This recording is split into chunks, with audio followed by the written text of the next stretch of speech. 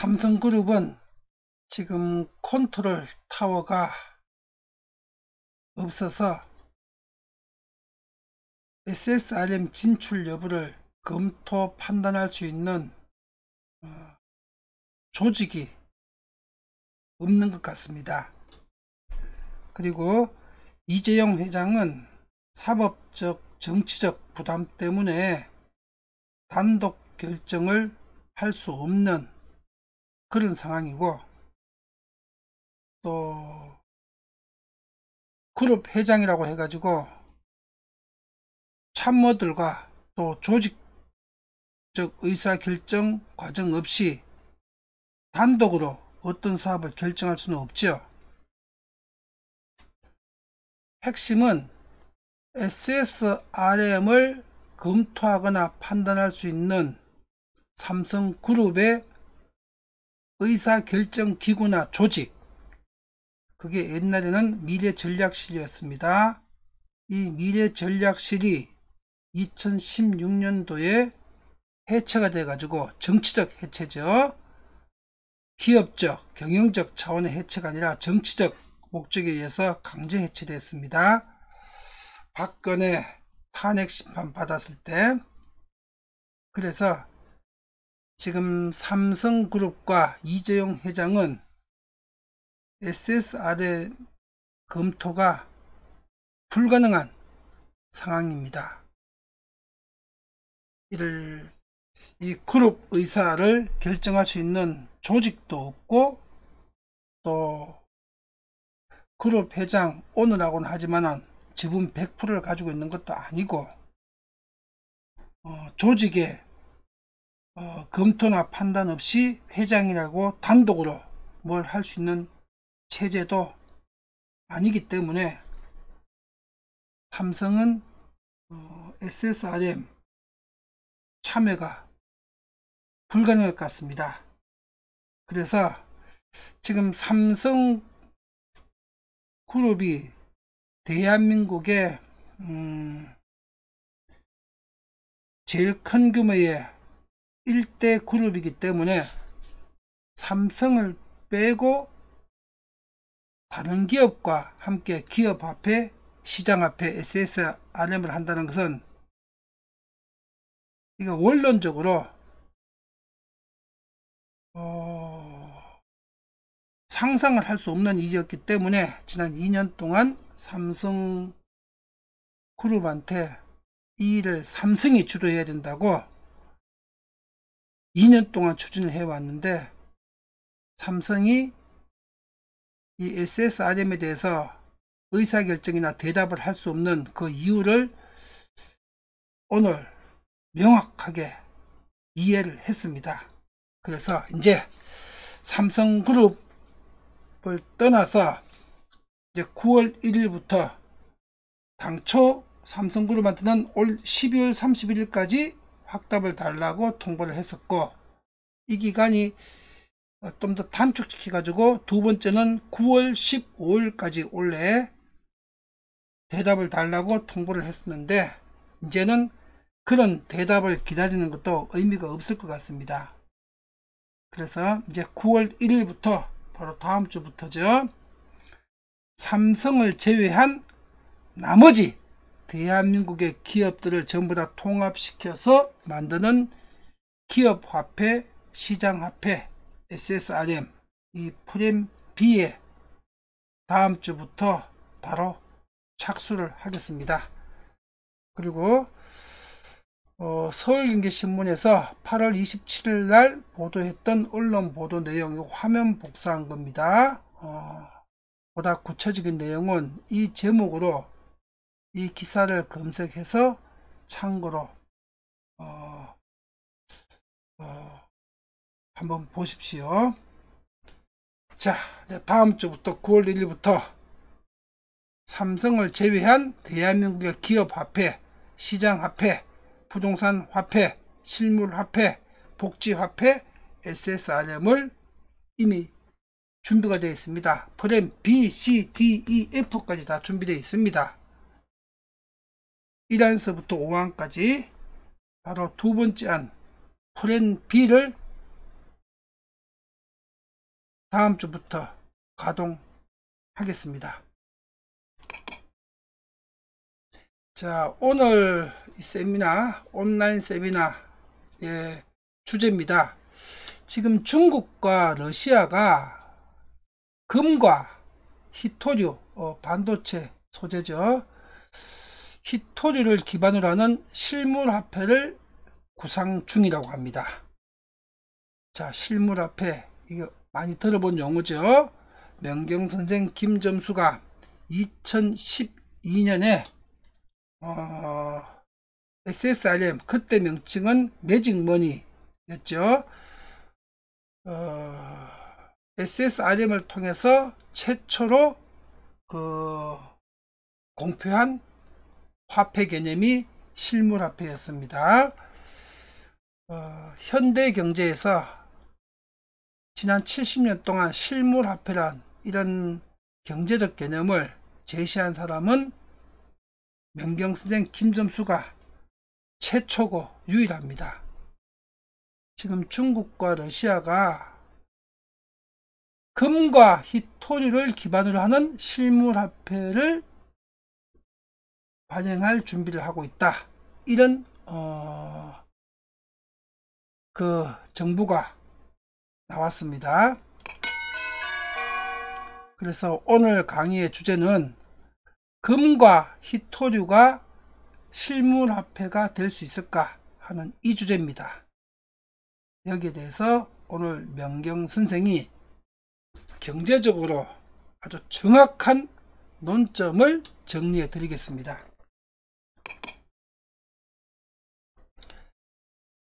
자, 이 기사입니다.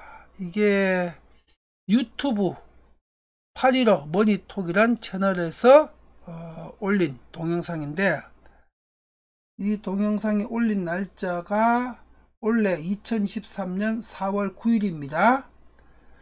그리고 지금 요 기사 제목을 보십시오.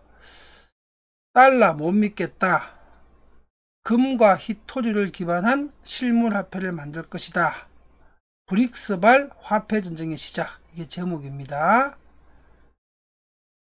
홍익희 전 교수가 이 동영상을 올렸는데, 이 내용이 4월 2일자에 올해입니다. 올해 4월 2일자 2023년 4월 2일에 러시아 의회 부의장이 발표한 내용이랍니다. 이 내용부터 확인을 하겠습니다.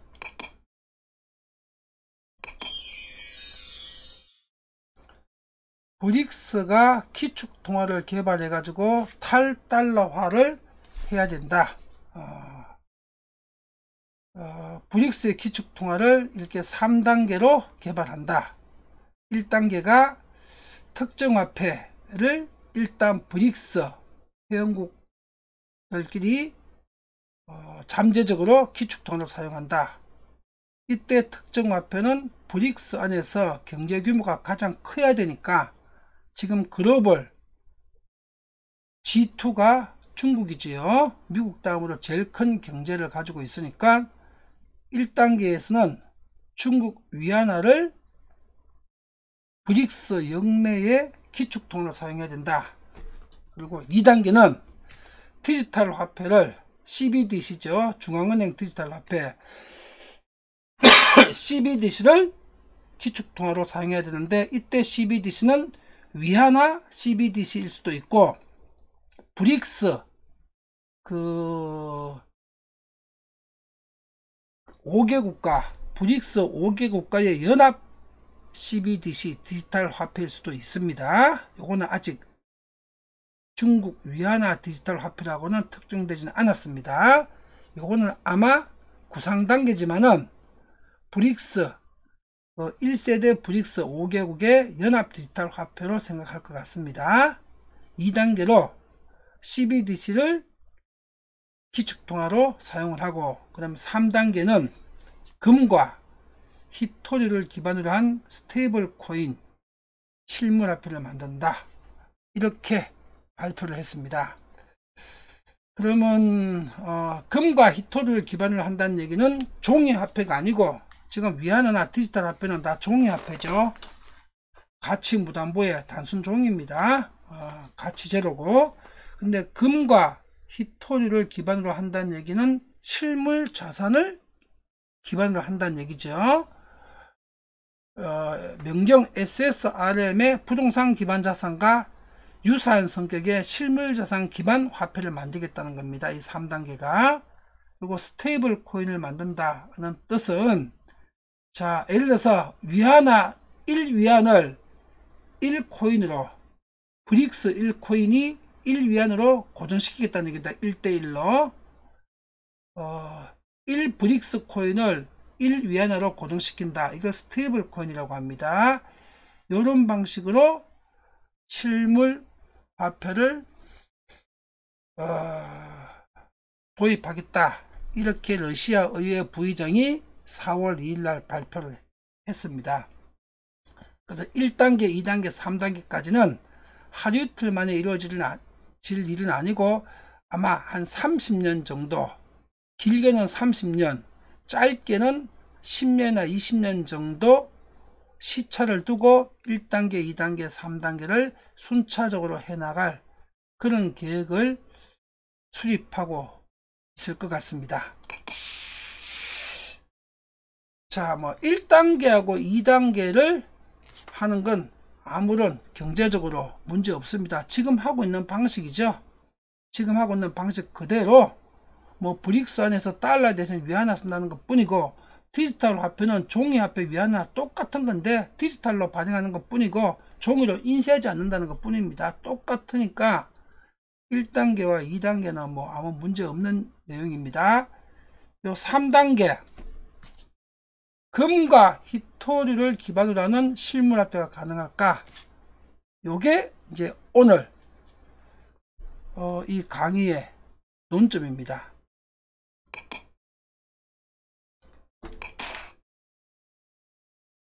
자, 이 논점에 대해서 명경 선생이 9개의 논점으로 다 설명을 정리를 해놨습니다.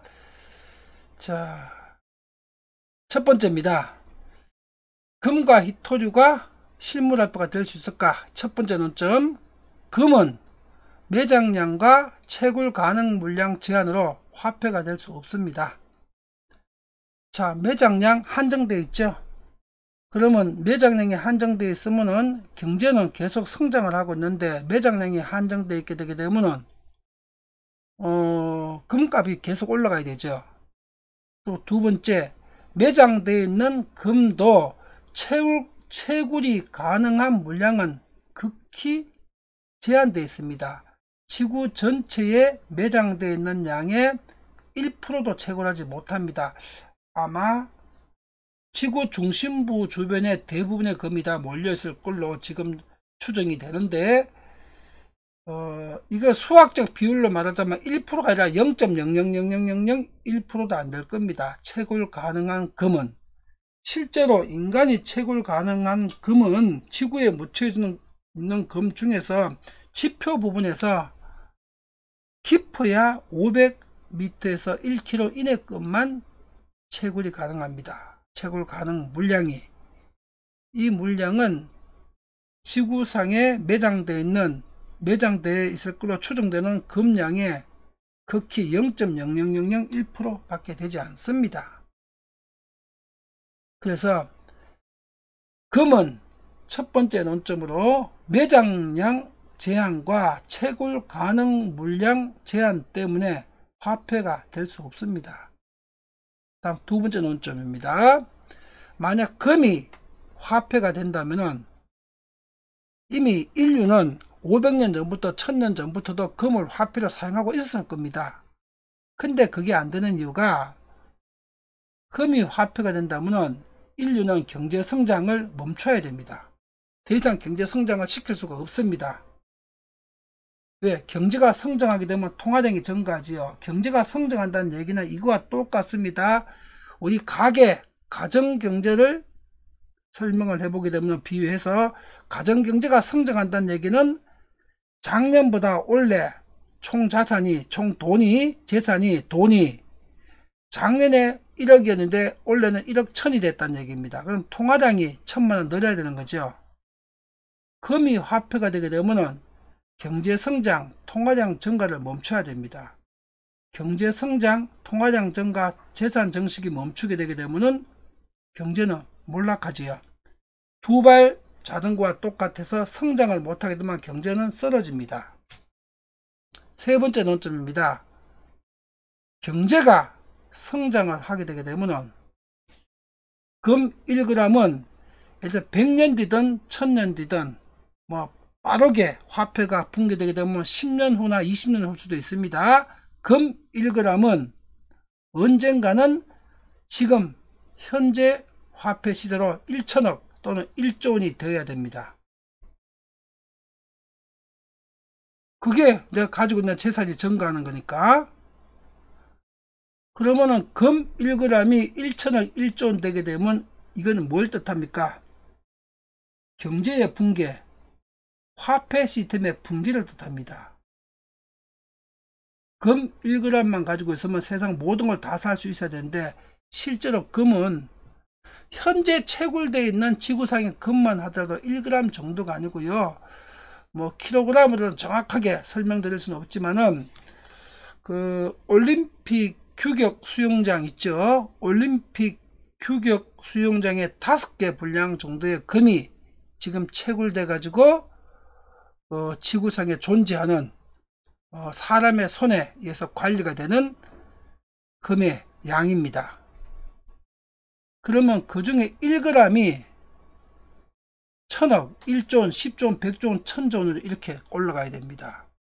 금을 화폐로 하게 되면 이건 경제가 붕괴되고 화폐와 교환 가치를 가질 수가 없고 화폐가 절대 가치를 가지니까 화폐를 지닌 사람은 돈을 절대로 사용할 수가 없고 사용하게 되면 바보가 되죠. 가지고만 있게 되면은 100억이 1000억 되고 1000억이 1조, 10조, 100조가 되는데 화폐를 사용하는 사람이 바보가 되는 거죠. 그러면 생산과 소비가 일어나지 않겠죠. 이래서 금은 화폐가 될 수 없습니다. 네 번째 논점입니다. 희토류도 화폐가 될 수 없습니다.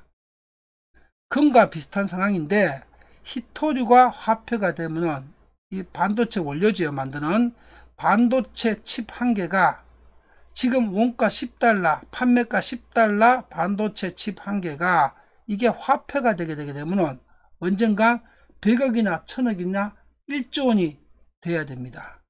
이론적으로. 왜? 경제가 성장하니까 화폐 가치는 올라가야 되니까 화폐 가치가 거꾸로 떨어지게 되게 되면은 10달러가 100달러, 1000달러, 10,000달러, 100,000달러, 100,000달러, 1,000,000달러가 되지 않는다면은 이게 고정이 되거나 가치가 하락을 한다면은 희토류 공급이 늘어가지고 생산량이 늘어가지고 그럼 디플레이션이 되는 거죠. 이래서 여섯 번째 논점입니다. 희토류를 화폐로 만든다는 구상은 석탄이나 시멘트를 화폐로 만든다는 것과 다름이 없습니다. 똑같은 얘기입니다. 희토류도 석탄과 시멘트와 똑같은 지하자원입니다. 지하자원. 희토류나 석탄이나 시멘트나 똑같은 겁니다. 석탄이나 시멘트로 화폐를 만든다는 것이나 희토류로 화폐를 만든다는 것이나 똑같은 발상입니다. 일곱 번째 논점입니다. 중국이 금과 희토류를 기반으로 하는 실물화폐를 구성한다는 것은 지금 중국과 러시아가 이런 구상을 하고 있는 거죠. 러시아의 독자적 구상이 아니고 중국도 똑같은 생각을 하고 있습니다. 다만 공식적 발표는 러시아를 통해서 한 것 뿐이죠. 이는 2012년에 SSRM을 명경 선생이 책으로 발표를 했죠. 유럽 소보린 위기를 극복하기 위해서 2012년부터 명경 선생이 세상에 공개한 부동산 실물화폐 SSRM에서 착안한 것으로 추정이 됩니다. 벌써 이게 10년이 넘었기 때문에 이 책이 출판된 지가. 지금 중국이나 러시아도 명경 선생의 부동산 실물화폐 SSRM이란 개념을 그 정보국에서 연구 안 할 수 없었겠지요. 벌써 10년 전에 발표됐으니까. 한국의 국정원, 뭐 미국 CIA, 아마 전 세계 정부는 전부 다 명경 선생이 발표한 부동산 실물화폐 SSRM이란 개념, 이 개념을 전 세계 국가의 정보국은 이걸 전부 다 인지하고 있을 겁니다. 그리고 이걸 가지고 연구도 하고 있을 거고요. 그 다음 8번째입니다. 부동산은 화폐가 될 수 있지만 다른 실물자산은 경제적 성격과 유통 구조상 화폐로 전환이 불가능합니다. 자, 경제적 성격에서 불가능한 이유가 뭐냐? 경제적 성격. 부동산은 최종재고 그 다음에 불멸의 경제재입니다. 그리고 모든 경제활동의 필수재입니다. 이게 경제적 성격입니다. 그러나 금이나 희토류나 석탄이나 시멘트는 경제적 성격이 부동산과 다릅니다. 최종재도 아니고 중간재입니다. 또 다른 제품을 만드는 데 들어가는 원자재입니다. 최종재하고 성격이 다르죠. 그런데다가 모든 경제활동의 필수재는 또 아닙니다. 시멘트 없이 유리하고 철골만 가지고도 건물 질 수 있습니다. 그러나 집 없이, 공장 없이는 사람이 살 수도 없고 경제활동 할 수도 없고 물건을 만들 수도 없습니다. 부동산은 경제의 필수재지만은 시멘트는 없어도 철골하고 유리로 건물 질 수 있습니다. 석탄 없게 되게 되면 원자력으로 발전할 수 있습니다. 희토류가 중요하지요. 중요한데 희토류 없다고 반도체 없다고 컴퓨터 없다고 인간 경제가 수업되는 건 아닙니다. 그래도 경제는 돌아갑니다. 불편하지만. 그리고 지금 희토류 중국만 가지고 있나요? 미국이나 알래스카나 다른 제3세계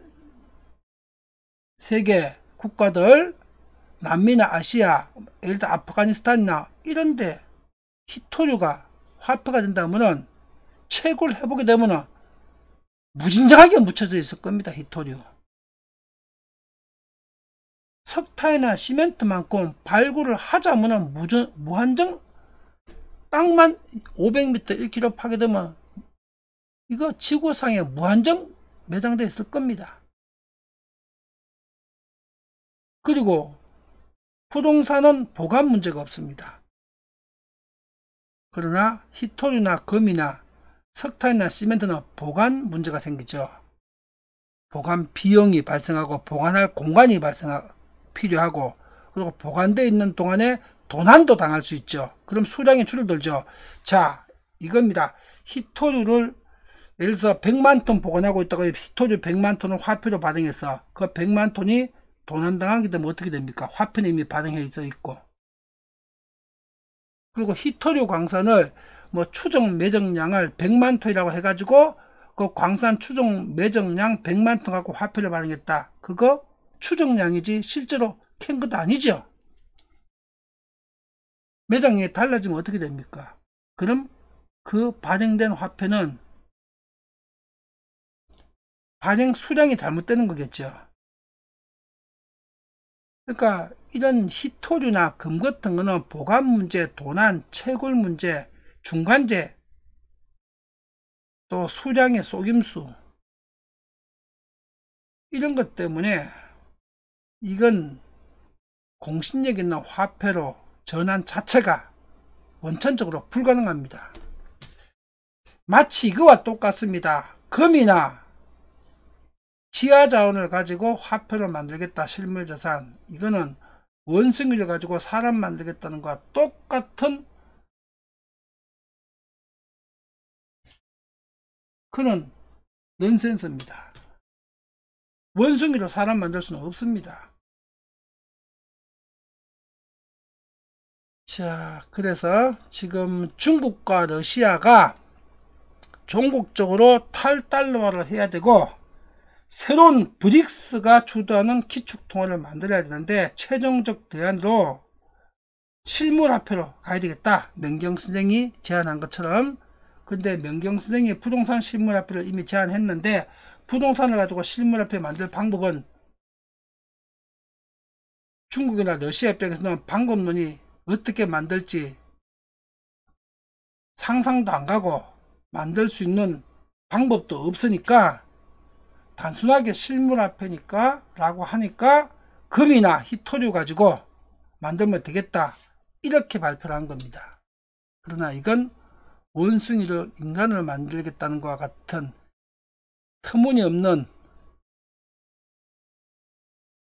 실행될 수도 없고 실제로 발행될 수도 없는 이건 말도 안 되는 헛소리에 불과합니다. 금과 희토류, 지하자원 가지고는 화폐를 만들 수가 없습니다. 그리고 유로화가 글로벌 기축통화가 될 수 없는 이유를 제가 설명을 드리겠습니다. 유럽 경제는 2차 대전 이후에 지난 70년간 유럽 전체가 사회주의 경제체제입니다. 우리가 생각하는 유럽하고는 다른 유럽입니다. 정확하게 사회주의라는 개념이 뭐냐? 시장경제와 계획경제, 자본주의와 공산주의 반반 섞은 건데 이 유럽의 사회주의는 이 반반 정도에서 이 균형이 6대4 정도로 60% 정도가 공산주의로 조금 더 기울어져 있는 좌파 경제 체제입니다. 유럽 경제는 이걸 유럽 사회주의라고 합니다. 이 유럽 사회주의 경제 체제로 유럽 경제는 이미 10년, 20년, 30년 전부터 만성적 저성장 상태 1%에서 2%밖에 성장하지 못하고 있는 경제입니다. 경제가 연간 1, 2%밖에 성장할 수 없다는 것은 사실상 제로 성장, 성장이 멈춘 경제라는 뜻입니다. 왜? 물가는 1, 2% 이상 상승을 하니까 10년 단위로 10%, 20% 이상 상승을 하고 집값은 50%, 100% 올라가니까 집값을 대비해서 볼 때 10년 동안 50%, 100% 올라가는데 경제는 10년 단위로 10%, 20%밖에 성장 못하죠. 그건 화폐의 붕괴죠. 그래서 유럽 경제는 사람 인체로 비유하자면 말기암, 사기 암 환자 상태와 유사한 상태입니다.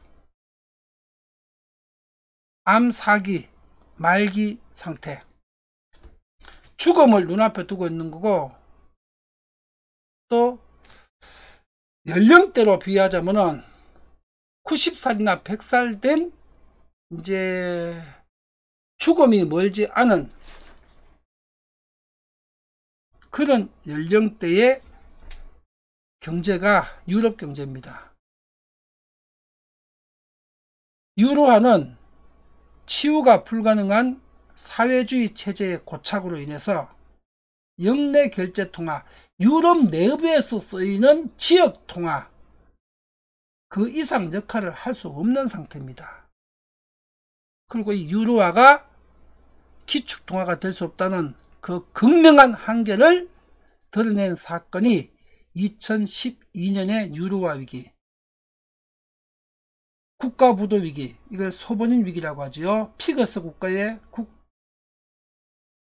국가 연쇄 부도 위기를 겪었었죠. 스페인, 그리스, 그리고 이탈리아, 이 국가들이 연쇄 부도 위기를 겪었습니다.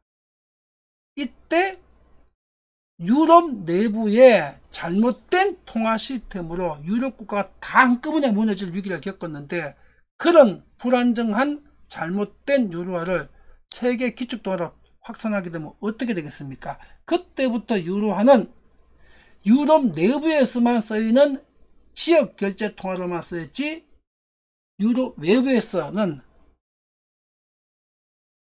사용하지 않는 기축통화가 될 수 없다는 걸 이 사건을 계기로 2012년 유로화 위기를 계기로 전 세계인이 알게 됐습니다. 한마디로 반공산주의 국가로 이미 죽어가는 상태에 국가가 발행하는 화폐가 어떻게 기축통화가 될 수 있겠습니까?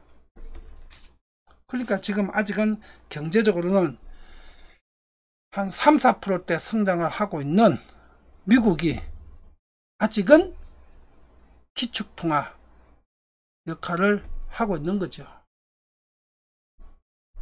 그래서 사실상 지금 현재까지는 미국 달러만 기축통화 역할을 하고 있습니다.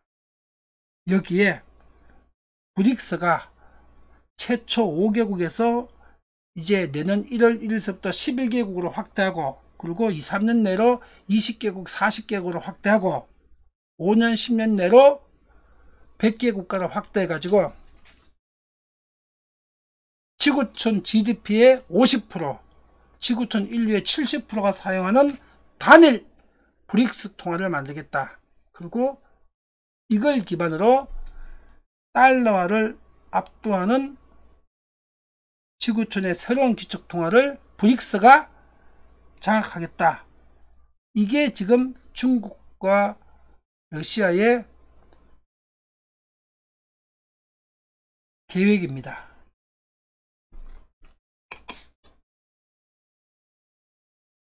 자, 오늘 강의 중국과 러시아가 지금 계획하고 있는 금과 희토류가 실물화폐가 될 수 있을까?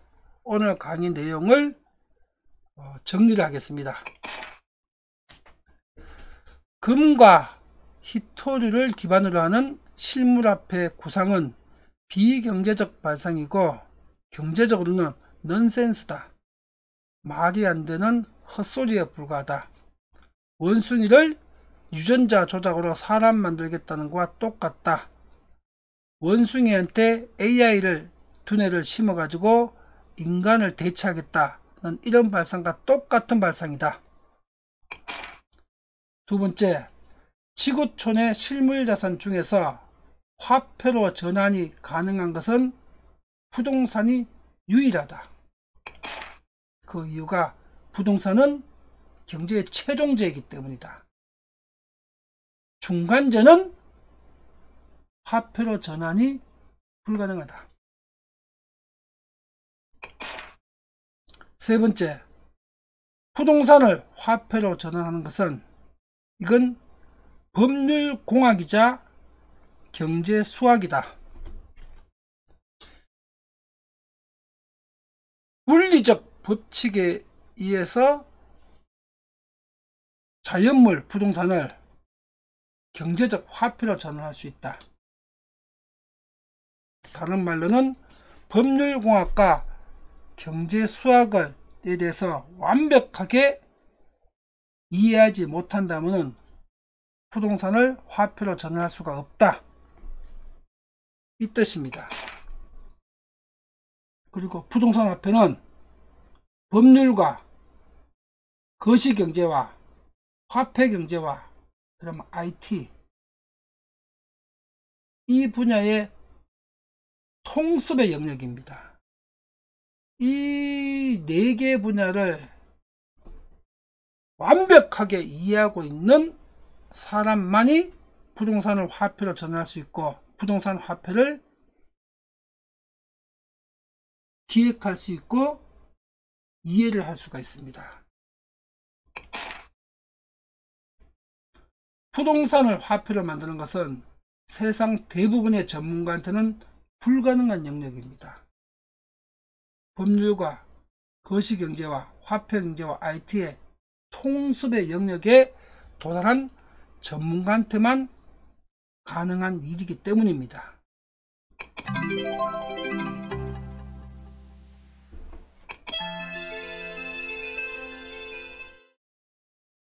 한국에서 2012년에 최초로 공표하고 발표된 K머니 이 SSRM은 벌써 발표된 지가 11년 전입니다. 인류 경제의 축복이고 위대한 대한민국을 위한 축복입니다.